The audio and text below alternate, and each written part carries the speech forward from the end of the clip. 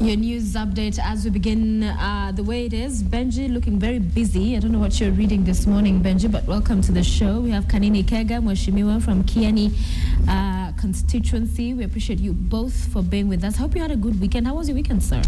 It was actually eventful. And in fact, for the whole week, the president and his entire team was in my constituency. And he made that famous pronouncement that he's going to get a 20% pay cut.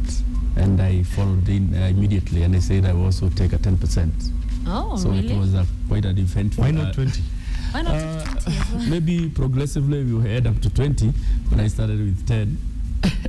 But basically also yesterday I also had a chance. I visited Nyakach, where there is fighting a very, very unfortunate situation. But so far the situation I think has improved, and we had about 2 or 3 meetings with the Senator Ketel. We were also with the 2 Deputy Inspector Generals, Kaidi and Arachi. And from what I saw, and by the time we were leaving there, because we left there at around 6, normalcy had been restored. Okay. And Benji, how was your weekend? What have you been up to? It was just all right. I'm looking at this report here and discussing with Mweshimiwa Kanini Kega on several things.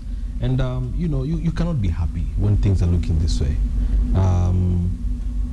You know, the wage bill, which is a national discussion today, is source of great concern and has been for a few years now. I mean, basically, if we don't do something, Sophia, the country will grind to a halt, and also a lot of the damage that has been done will be practically impossible to reverse. And just to give you a quick example, I'm looking at an Equity Bank loan taken by the defunct city council, which is costing the county government of Nairobi over 300 million shillings quarterly. Now, you wonder, what is that money for? I mean, if we don't ask these questions as you know, county residents and voters, who will? Will somebody come from Malawi and ask these questions? This is serious stuff. And I must commend this guy. MPs have been very notorious, as you very well know. In fact, I was saying yesterday on social media, I don't know if it's the water in parliament buildings or what, but MPs have been rogue and have been crazy. So for him to even just, on his own volition, without being asked, to take a 10%, you know, he must be commended, because then he might even take a little more, and it's in the right spirit. So congratulations, my brother. Keep up the spirit, because you guys, we need to chop up big time. But I still want to vouch for my fellow members of parliament. I don't know, there is this huge misconception that members of parliament are well paid. And if I showed you my payslip, honestly, you'll be shocked. Well, $1 million shillings is well paid anywhere in the world. It's not $1 million shillings, honestly. It is $1 million shillings. It isn't. In fact, for me, if I give you my payslip, you see that it is almost reading 0. But this year, we are supposed to get an increment. I said I don't want that increment. That increment definitely should go to the kit that the president You know, Kanini, this guy actually happens to be my uncle, the chairman finance committee, Reverend Mutava. Yes. He very quickly passed this 5 billion for emoluments, allowances, etc. And you know very well it's on the Hansard that this happened, while at the same time cutting 500 million to the judiciary. My message to you guys is clear. Kenyans don't want you to do that. So leadership, if I was a member of parliament, it is a simple question of if Kenyan workers want you to add salaries or not. The issue is not very complicated. It's as simple as that. I do understand that you know, and I've met you out there in Mashinani. I do understand that you need a chopper to get to, you know, different places. I understand that we have a culture of handouts, that there's poverty, you need to go to funerals. We understand all that. I do the same. But for the simple fact in a democracy that people don't want you to add salary, it looks terrible when now women reps are asking for another budget. Priscilla, Gladys Wanga and all this gang, because that's what they've become. It's a gang of, I'm sorry, almost robbers. Yeah. And they want it by force. Yeah. And then they pass it in 7 minutes. Kenyans don't want that. Smart. I'm Did you see that cartoon with a big bag of counties and the billions in the counties, and now, as you mentioned, the funds that are in the counties and everyone that's rushing? Because the question that would ask Mweshimiwa Kanini Kega, why is it important for MPs to feel that they need to have all manner of funds? You want to have Wezo funds, you want to have something for the women rep, you know, something for... Because they want power. Why is it important for you to have that? You know, as a member of parliament, we are supposed to do 3 things. You are supposed to legislate, represent, and do oversight. But for a Kenyan member of parliament, you go beyond that. You are the whenever there is a Harambee, the first person they contact is you as a member of parliament. So you will be one of the guests of honor. So, but basically, you have seen, last week, we met with some members of parliament from UK, and they were very curious that every parliament, we have about 70% of new members. And they didn't want to know what actually happens. If a member of parliament in Kenya doesn't have CDF, I can assure you that person is good. You definitely go home, because at least you need to be. So you're saying you need the money to give out in Harambee? Not giving out as handouts, but something that you are in terms of management. When you go home, you need to, of course, every other day, students are there, parents are there asking for bursaries. If you don't have something to give them, honestly, you can rest assured. But is that our constitution does not talk about such things? It is not. It's not part of a job description for you to go to Harambees. Absolutely. So why are you not, as members of parliament, doing what you're supposed to do, which is legislate? Because we have a new constitution. We have persons right now we can call for Harambees, who are the governors with the money. Absolutely. In fact, the onus now should be on the electorate to understand the role of a member of parliament. The best debaters in parliament, they don't make it back. Honestly, they don't. If you are not down there in Machinani, at least doing something that is tangible, something that can be seen, honestly, you won't make it back. So you're securing re-election, and that's why you need this money? Not that. You understand, our economy, of course, to some extent, has not been doing very well. So there are a lot of challenges, a lot of problems down there. If you are not seen to be working with those people, honestly, the moment they elect you as a member of parliament, they see hope. Can I put it to you that this parliament, right, has failed to understand the new dispensation of the constitution? No, we understand, and that's the reason I told you we are doing the three, and we are doing them perfectly. We are doing legislation, representation. I'm doing it even when I'm asleep, and oversight. You have seen we are keeping the government or the executive on check. We have seen that we are giving, we are also keeping the judiciary on check. But now we do the fourth one, which is what we don't want you to do. If we do, honestly, smart. It's a matter of leadership. It's a matter of leadership. Smart. In defense of Mheshimiwa, we are a poor country. There are a lot of needs down there. I want to be very, very careful in my answer. There are a lot of problems out there. There's a lot of lack. There's a lot of need, on the ground. Funeral so money, handouts is the way to go? No, let me finish. No. And so that indeed is a reality. What I certainly have a problem with is, for example, the quality of legislation in the House. Mheshimiwa, look at the VAT bill. How the heck can you, as a young guy, just watch something like this happen, where I think a few years ago when we were doing the 2007 elections, Unga was somewhere around 70 shillings. Now it's at 120 something. Wages are flat, etc. Then the tightening up on media of the media bill. And where, again, I'd fault you guys is, I feel President Kenyatta has this voracious appetite and this, because I want to just be very honest, he has this desire, this burning desire to stop corruption and to stop this, what you call, eating of public funds. But you see, the reason he has resorted to shouting in public is because he also runs a risk, because of crazy MPs, of a vote of no confidence in his government. You guys are not really circling around the president and protecting him and fighting the people at office of the president and wherever else he has cited as the people eating security money, etc. You've got to do more. That's what I'm saying. We do understand the reality, but the caliber of parliament is not up to scratch, and Kenyans are frustrated. I literally don't agree with you on the VAT bill. It's only in Kenya where there was a lot of variance in VAT. Some products have VAT, others don't have. So they needed to harmonize the VAT regime so that at least there is good collection. If there is any subsidies to be offered, it will be in target group. So we had to literally agree, and that was bipartisan. It was purely. But if harmonizing means, which we did, if harmonizing means increase of baby milk formula, increase of sugar, rice, etc., hey.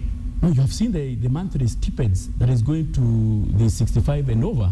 I mean, we have 2,000 shillings. Yeah. Well, it's a start. It is the start, and also the target group has also. I mean, the group is a bit bigger now. So basically, when as members of parliament, honestly, he cannot accuse us that we are not doing our legislative work. Secondly, he cannot also tell us that we are not shielding the president, because there is a separation of power. We as the legislature, we are totally independent.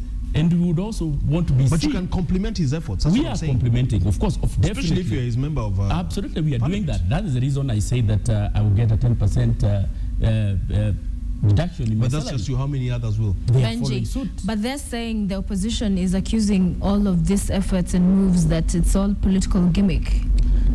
I don't know. I mean, we have an opposition that will criticize anything for the sake of it. I mean, this issue of the spill, I mean, this wage bill, it's a national concern. Honestly, It is. It's a national concern. And it should not only be seen in the light of the national government. Now we have the national government and the county governments. The county governments are actually employing more than even the national government. You have seen scenarios whereby the transition authority, they gave, seconded some officials or some government officers to the county governments. The county governments have refused totally to absorb them. And they have gone on employing spree. Honestly, the whole effect is now coming to the national government. We cannot sustain a wage bill of 500 billion. We cannot. We cannot. Is it important for us to have 349 members of parliament? To me, no. To me, absolutely no. And I will just say, we have 349 members of parliament. We have 47 governors. We have 67 senators. We have 1,300 elected members of county assembly. And we have 800 nominated MCAs. Can I answer the question? Should the conversation be, let me just finish before we get there, should the conversation be the president leading a national dialogue of saying, listen, we passed a new constitution, it's about representation, it's about running government, but this is unsustainable. Should we figure out ways of how to say there's new means of representation, like you can, like members of county assembly, they have parliaments. Why do you need 349 members of parliament? Let me just maybe I take in parliament. In this supplementary budget, we allocated 80 million shillings to do an audit for the constitution. I mean, now is 1 year since the implementation of the constitution. We need to do an audit, see whether it is in tandem with the aspiration and the intention of the drafters of the constitution. I know at the end of the day, when that team will have already done their part, some of these issues, some of these institutions will go. You know, Smart, Kanini, I want you to get this point very clearly. The problem to me is not so much representation. The problem, and I want to be blunt, is half of the 349 are lazy, unknown, and they shouldn't be there. I think that's part of the problem with the politics of this country. I'll give you an example. I'm from Kangundo myself, and just before he came on site, he doesn't even know who my MP is, and it's not his fault. Because this is a guy who has never made a maiden speech, who doesn't do much either in the house or even on the ground. And he's a member of parliament, he doesn't know this guy. So what happens is, a lot of these guys in there just they go with the wave. They wear the ODM thing and catch the wave in Nyanza, or they wear the red shirt and catch the TNA wave out of Central, and then you have all manner of quote-unquote hyenas just going in there with one thing on their mind only: to eat public money, to enjoy a nice limousine, to get, power, so to speak. So the problem is our politics, because if representation was about passion to solve problems of Mwananchi, was about honing your skills in debate and legislation and ideas, then it would be good. But look, of the 349, I can assure you 200. I don't agree with Benji. But Benji, that's a point. But here's the thing, and still going back to the constitution and the way I understand it, and probably the drafters, and I'm standing corrected. If the draft of this constitution felt that we're going to have 47 county assemblies, yes, they certainly felt that the issues of the people are very well discussed at that level. Yes. All right? And they have a governor and the senator who does the oversight at the Senate. Okay. Parliament and MPs, their job was supposed to be legislative oversight. That's how we saw it, and that's how it should be. So in terms of us understanding and operationalizing this constitution, we should be talking about how those county assemblies have the powers to enact laws and the quality of leaders in this assembly. So that we don't have Kanini Kega coming here and saying, I have a fourth function. Let me make a proposal to these guys today. I want first of all to respond because he has made serious allegations about the character of. We have 290 elected members of parliament. Money hungry. Elected members of parliament. Elected, not nominated. Elected. So it's a people's choice. Absolutely. And then we have the 47 also elected members of parliament, the women, the county MPs, and then we have about 12. So the only people who are nominated are 12 in that National Assembly. So it is wrong for Mbeji to insinuate that the Kenyan people don't have the intellectual capacity to analyze the kind of members that they elect. Can I tell you that the recall clause, when it comes into effect, that you will have some problems? Can I bet you that on national television? Because I've seen discussions, I've been in forums where they're talking about, can civil society start implementing this recall clause? And I can even give you quick examples of places where it's going to come into effect. In your opinion, Mheshimiwa, what should the conversation today be? Because we're rotating around the same issue. We have huge wage bill. We have people who are sleeping on the job. Yes, the Constitution does dictate that there are these offices and people will be elected, as you're trying to say, they're elected by the people. But it's because it's, part of what our law says. But today, in your opinion, what should be the conversation? In fact, I'm sure they want more money. These ones. No, and we have said Benji. I think, and I know Benji. I know I'm by 2017. I can assure you, Benji he'll be by vying 2017 for something. will be vying. Himself. Now you're speaking from the inside. Yes. But now Benji, and it's not a crime. Absolutely. But I'll buy and ask for 50% pay cut, which is what I was going to propose here. That you guys. But is that enough, Benji? That is the question. That is that the entire enough? Okay, that's.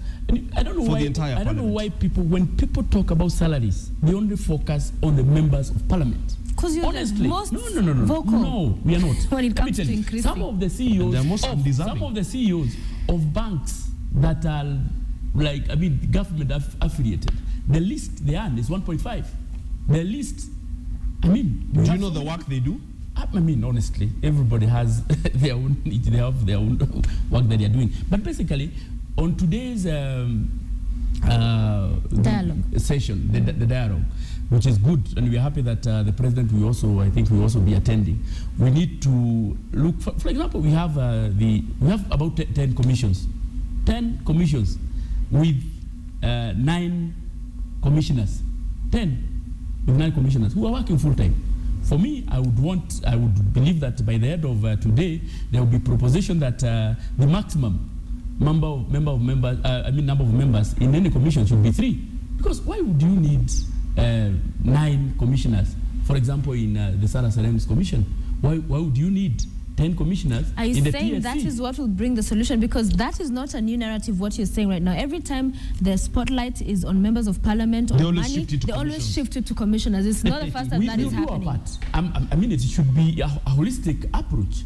For members of parliament, for example, I said, and I know there are quite a number of them, because we have been verified for a long time, we are ready to take that cut. But will it be sufficient? No, it won't. Okay. It will not be sufficient. So we now need to cast our net outside the members of the parliament. Commissioners. Smart, you have to allow me to do this. I know it's going to continue to have the feelings of my friend here, my brother here, but I must continue to do this. Allow me to characterize the texture and the character of a Kenyan member of parliament. First, they have a voracious appetite for money. Secondly, they intimidate and threaten commissions and any institution that comes in their way. They will disobey court orders and what have you, and they will cut funding to anybody. And the reason I'm bringing this to light on national television, Kanini Kega, is leadership is about pragmatism, about understanding the issues, and about humility. We cannot run a country where members of parliament collectively are going to threaten any institution, any commission, any body, any court, and if you come in their way, they will cut your funding. This is what they did to Sarah Serem, because initially she was breathing fire, and now she's very, very much scared and very cowed. So what I'm saying is, sometimes the only way to deal with a bully, which is why you've seen civil society outside your gates with pigs. This is not for theatrics. This is not for entertainment. These are very serious issues. You're my friend. I know you're a decent guy. I commend you on the 10%. But all I'm saying is you guys have to caucus and see why are Kenyans saying that adding a single shilling in salary. You saw Mutava breathing fire the other day, and I was very disappointed indeed. Breathing fire, giving all manner of ultimatums, that if this doesn't happen and that doesn't happen, and then within minutes, that is passed. Yet, we need a lot of legislation in this country There are a lot of places without mortuaries. You know the story. There's a lot of crime. There's a lot of everything. But there's a lot of laziness on part of MPs because the only time they come full house and with a lot of energy is on the matter of salaries. No, this is a fact. Finally, on that conversation, your final sentiments, sir, as we move on to something else. Honestly, don't you feel like I'm bashing you personally? Beji is on fire today. I don't know why he is targeting not just members of parliament, but the institution of parliament. What I can assure you, and you have seen, we have passed so many legislation. And so it's only that when sometimes you have some issues, when we are doing our oversight law, we usually have issues with the judiciary when we are oversighting. We usually have issues with the executive when we are doing the oversight law. But basically, I mean, we're understanding that this is the time we are implementing the new constitution with the two levels of government. Honestly, the National Assembly should be commended rather than demonized. For us, as members of parliament, representing those people who have joined parliament for the first time, I think for the first 1 year, I think we are doing okay. My parting shot, because the member of parliament, the National Emblems and Symbols Bill, I feel that you guys are being vindictive. I have explained many times in public forums and elsewhere why governors should fly 2 flags, a county flag for the identity of the county, as well as a national flag, so that no governor goes rogue with a county. No governor becomes separatist, you know, in this Republic of Kenya. So I feel that you guys are being petty and vindictive. It's a national waste of time to try to yank flags from them. My warning to you guys is this: if you go ahead and pass this bill, which is now the second reading, I will move to court. I'll make a very persuasive case on why governors should have flags. Court will hopefully rule in my favor, and governors will fly flags, because we have got to start having maturity in our politics, not just a question of people throwing things at each other and din and noise just for the sake of personal ego. And what are his thoughts on that particular I don't agree with him, because even as members of parliament, we know maybe 2017, 2022, we'll be governors. Honestly, why would we try to restrain an office where we know for sure we'll end up there? So basically, these are measures to reduce on the kind of wage bill that we are having. How does a flag affect the wage bill? It's a flag. Of course, it's a flag, and also the convoys that they're having. Honestly, you have seen it here. I've not seen Governor Mutua with a convoy. Maybe Mutua. I've not even seen Kidero, who is not but even basically, one of what we have said, in one of today's dailies, you have seen that there are quite a number of vehicles with the blue legislation. I mean, photographed at night. I mean, in very funny places, and you see it here. I agree. So these are some of the measures that we do. But on the national emblem, we say it very clearly. Instead of having everybody like putting flags on their cars and all that, we just said we will only have the 3 arms of government, the heads of the 3 arms of government, the president and the deputy, the 2 speakers of the 2 houses. No. And then he said, that concentrates power in Nairobi, Mheshimiwa. Let me finish. And then the Chief Justice. For the governors, you can have a county flag, of course, which is good. I mean, like in Nairobi City Council, they have a very good emblem, a very good logo, and a very good flag. And I know for sure the governor of Nairobi will be very happy. This is the problem. This is the problem with MPs, is the lack of depth and ideology. When somebody in Kapenguria or Wajir, with all due respect, or Marsabit, sees a vehicle with the national flag flying, you know very well that he knows that the government is near me. This is my governor. This is my chief executive. These people usually did not ever see power. You know why? Because power sits on Harambee Avenue. But the flags are hoisted in chief's camp. They are hoisted in police station. So if you want just to see a flag or see power, now, if you reason this way, Kanini, now how can I help you? If you're not going to get the point, and I'm a civic educator, you know, this is important. We are trying to diffuse power from concentrating in the middle and take it to mashinani. When governors are being rogue, believe you me, I'll be the first one to hit them, and I'll hit them hard and on substance. I'm not going to advocate for governors' excesses, and they've been very silly. I mean, this is an article I did just on Friday, and I'll give you to read it, on the tug of war by our leaders, Hamza Zol. And I explained here that governors themselves are the ones that have made it possible for senators and members of parliament to even, you know, attack them, and in so doing, dilute and weaken devolution.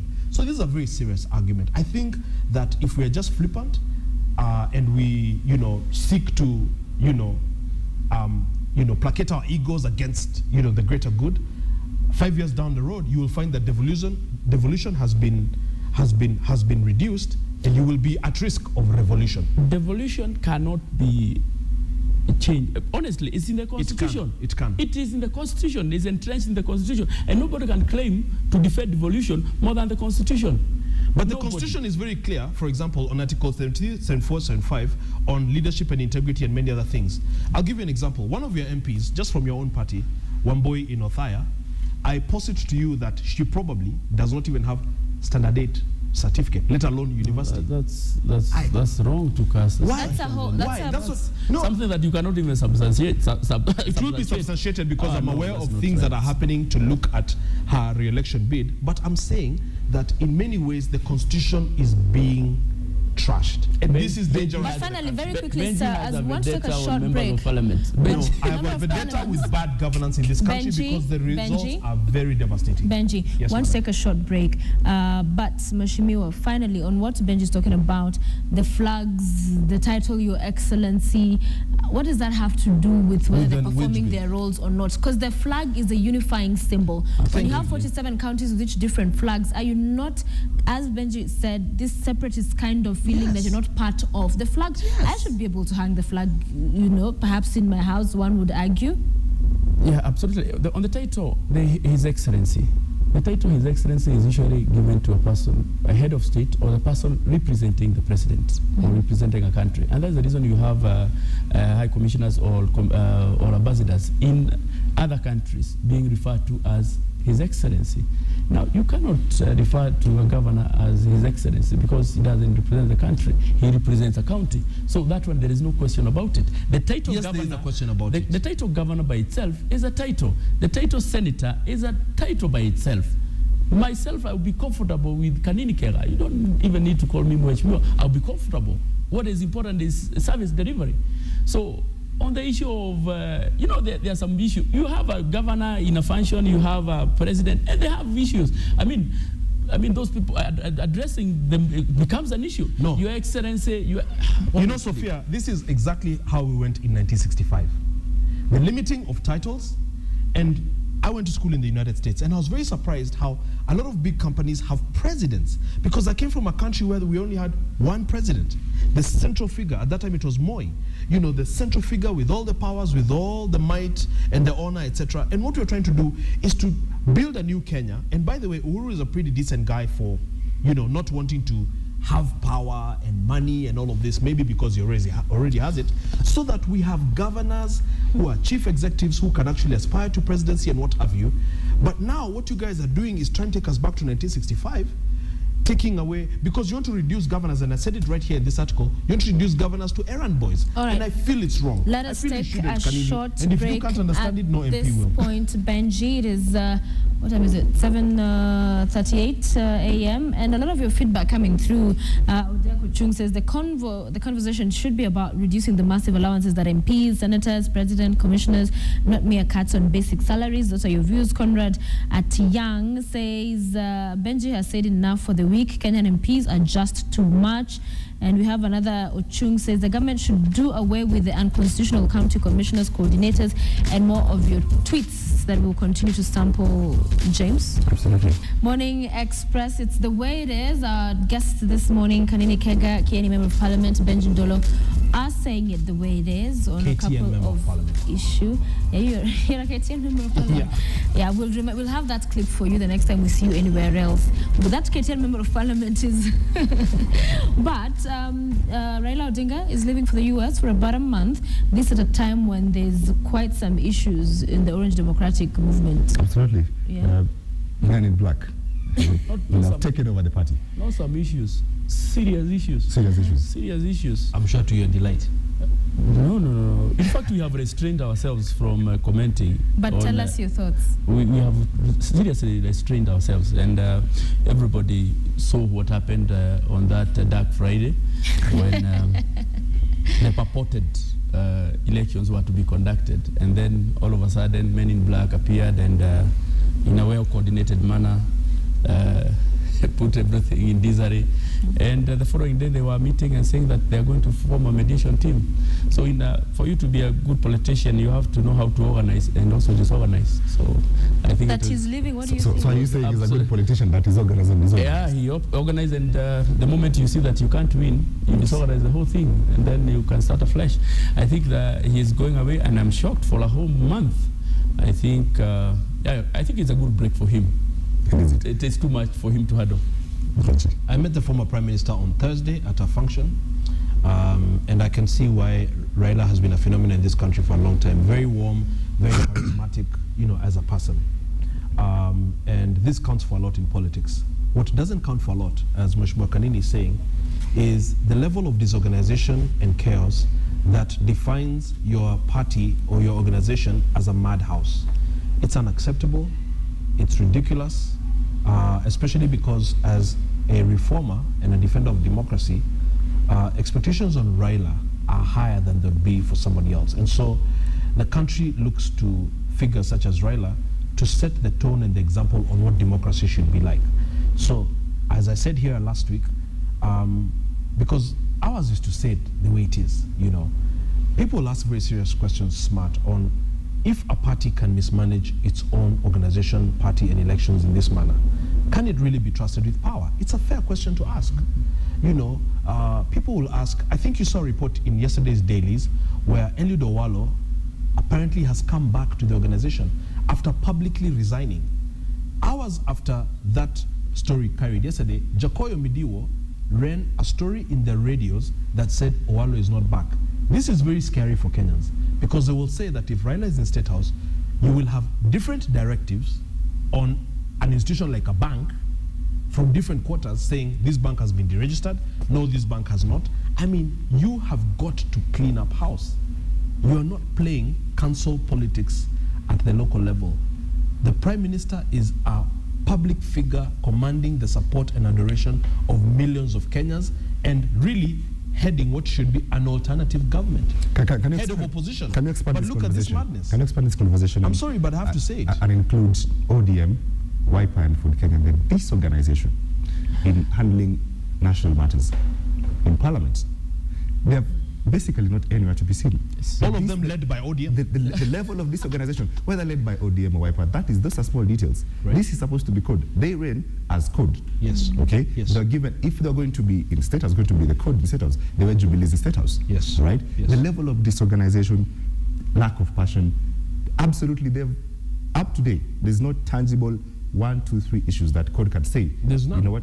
We have done in the last 1 year. There's none. Inside and outside Parliament. There's none.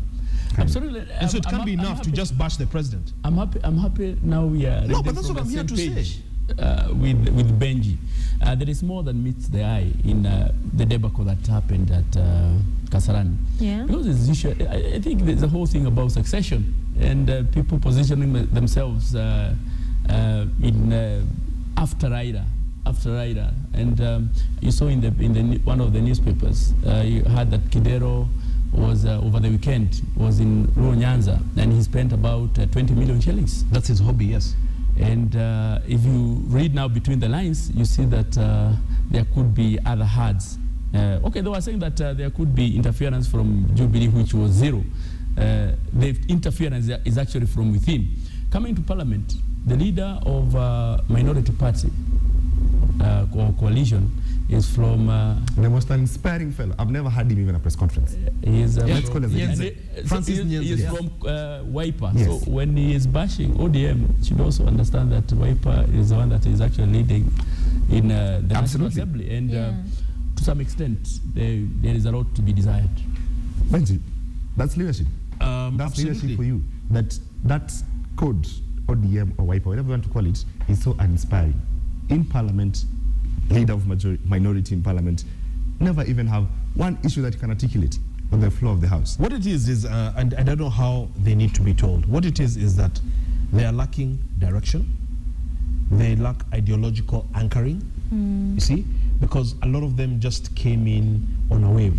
So they're not even sure which way they're supposed to be headed. They feel helpless because they're a minority, all right? And the numbers are They have not taken positions exactly. They are deflated and not motivated. they lack strategy, they lack coherent, cogent, clear communications, so that a lot of their positions are contradictory, are random, are ridiculous even, and it's unacceptable, and they must be told. All right. They must be told. Yeah, on the issue of the former Prime Minister taking a break, I think it's something that he does not like confronting issues. If you look back to even the Ford, the genesis of Ford, I remember there was a time he formed another party against his father, NDP, and left his father. So when there are issues, you also remember the debacle at Thika Stadium But his father with died. Omaro. Yeah, with Omaro. No, Yes. I'm saying during that time. So when Raila is confronted with a problem, instead of confronting the problem, handling it head on, he somehow Takes off. takes off, and so Yeah. for this is not new. So he'll be there, then try to manage. If it doesn't work, then you might find him In with fact, another I party. must agree with him. I did speak to a senior person in his organization yesterday who said the reason there's even this confusion about Owalo is that Raila is a bit scared to take up position, so he pretty much allows all this kind of circus to go on because he doesn't kind of want to hurt anybody's feelings. All But right, leadership is Benji, not we about want that. to talk about that ruling by the Industrial Court. But before we do that, Muganda Clay is talking to me here on Twitter and saying that you did not answer my question on how will removing titles and flags clip powers or reduce the spending of governance. Of course, he can't answer. No. He can't answer the question. I don't think he can answer So that whilst question. you've You have to argued, protect me from Benji. yes, Benji, we'll put him in a little cell in the It is actually on studio. record, and you have seen it.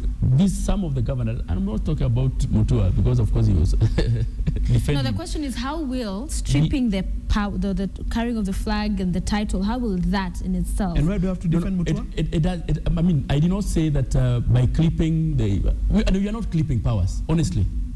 Okay, We by are not. removing the By title. by removing the the flag. titles, And the of course, it's flag. removing the confusion. Yeah. But now we are also focusing on this kind of convoys. Honestly, you have seen them. You have a governor with about 8 vehicles with silence and all that. Honestly, Sophia, these were the MPs being dishonest. What you need to do, Mheshimiwa, is go on the floor of Parliament and try to pass a law that limits the number of vehicles to 3 Because that's or a 4. whole We are doing different it. law Because in that's a itself. different- We are Because doing you're it. talking Leave about the two flag different alone. things. Go and say the governor can only have 2 or 3 vehicles. yes, we are By doing the way, it. most governors have not seen with big convoys, to be honest.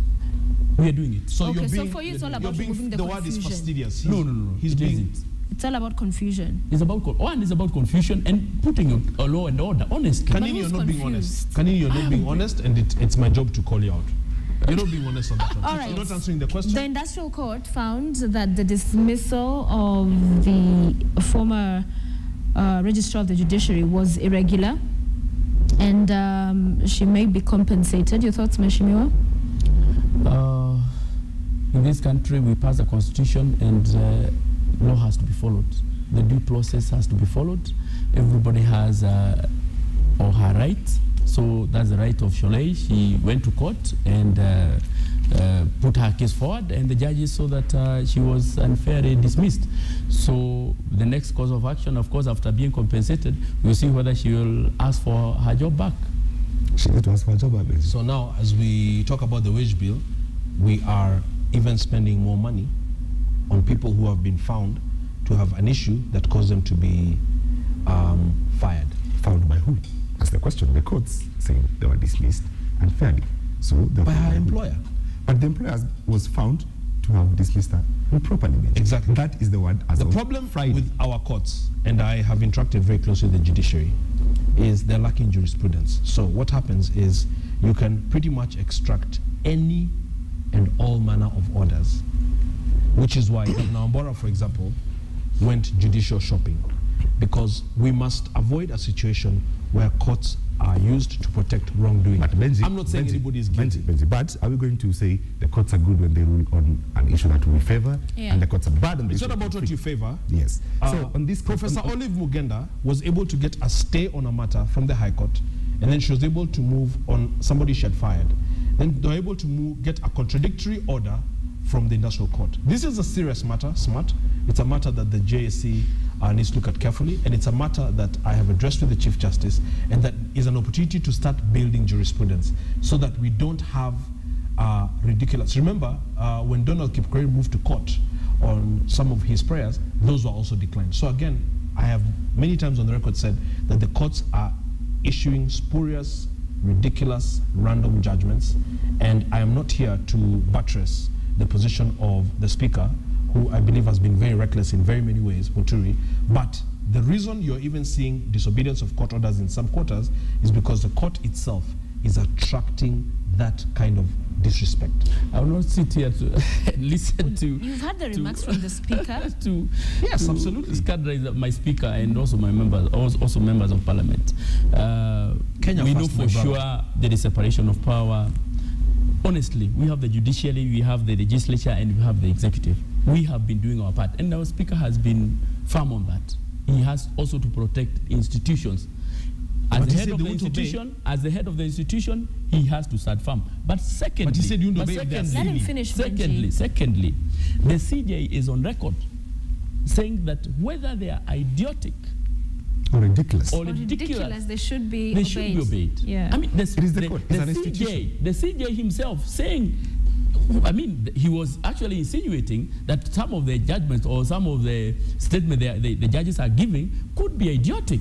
But if you follow that route, honestly, where are we heading to? Let me give you a better example. Let me respond in this way. Let me give you an example in 30 seconds. Investigations and undercover operations at Aweng Bridge in the Republic of Kenya showed clearly that there was a problem of bribery and extortion of truck drivers at Aweng Bridge. The Inspector General of the National Police Service in the Republic of Kenya, David Kimayo, moved within his powers, took those officers, transferred them as a way of punishment. Those officers moved to court, extracted orders, and went back there by force. Is it not the Constitution that they're supposed to be transferred by the Kavuli team? That's the question, because as we make public statements, we should know that moving of officers is Kavuli's job. What I'm saying... So as we say, we cannot just bash the judiciary because we have a constitution. What I'm saying is that not right? What I'm saying, smart, is that law has to be pragmatic and has to be considerate of many things. Law does not exist in a vacuum, in and of and for itself. Law does not exist in a vacuum, Benji. We must end it there. Finally, your closing statements. Yeah, the three arms of government should be seen and should work together. There's no question about it. There is separation power, but they should work together. And I'm happy that there was a meeting between the Chief Justice, the two speakers, and the executive. And I think the way forward is not for everybody to talk to at each other. I think it's the time that we need to serve the Kenyan let me people. do my closing statement. He hasn't even finished, Benji. You're such a bully. It's because you're the one cutting us off.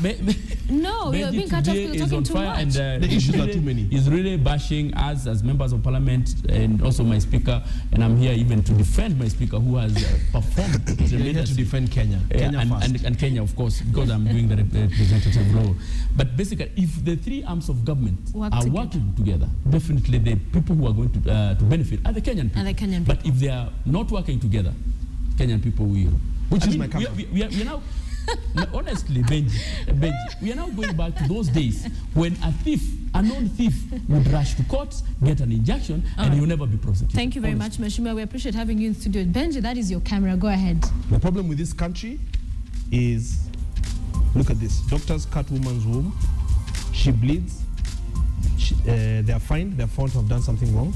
They are fined 100,000 shillings, and that money is used to pay sitting allowances for the board that hears that case. You saw the anger with the touts when they blocked the county of Nairobi this past week. The hungry and angry youth and the continued appetite for money by the ruling elite is the single most national threat to national security in this country. This habit of wanting money at all costs and any all costs and not sorting out any issues has got to come to an end. And now next week I must come back with this audit report because again we have not tackled it. Right. Benji Ndolo, asante sana. Clearly. The issues are so many. Benji is saying that we are not working. But on that particular day, the House adjourned to discuss the issue that was actually happening in Nairobi. All right, so Kanini Kega Kiani, Member of Parliament, we appreciate you being with us today. Benji Ndolo, asanteni sana. That is the way it is right here on Morning Express.